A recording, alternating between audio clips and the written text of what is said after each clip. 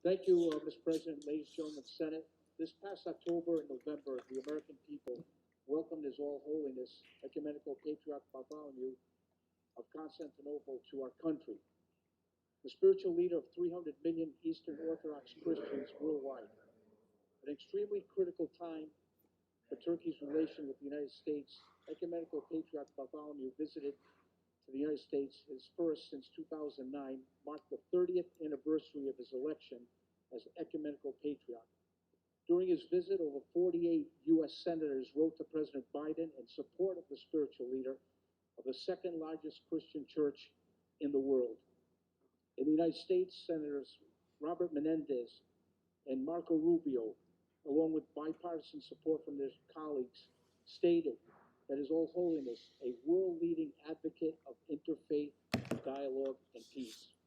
A bipartisan resolution introduced in Congress, cited as Turkey and the Ecumenical Patriarch Religious Freedom Act, and co-sponsored by Congressman James Langevin and David Cicilline, opposes the violations of religious freedoms in Turkey by the government of Turkey and calls on safeguarding the rights and religious freedoms of the Ecumenical Patriarch. His All Holiness was received in Washington, D.C. with the highest diplomatic and ecclesiastical honors, while the official program included visits to Pittsburgh, Chicago, and the ecumenical event at the University of Notre Dame in Indiana. His All Holiness raised the issue of reopening of the Halki Seminary School with many members of the U.S. Congress, as well as his meeting with President Biden, with references to his trailblazing work on the protection of the environment and religious freedom, dialogue, and toleration.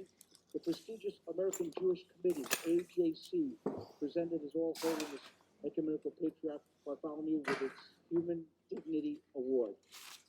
Patriarch Bartholomew on November 3rd, 2021, together with the Greek Orthodox Archdiocese of America and many leaders of various faiths, celebrate the official opening of the Church of St. Nicholas as a national shrine, which was destroyed during the collapse of the Twin Towers in 2001 at Ground Zero in New York City. Mr. President, at this time, I move passage of the resolution.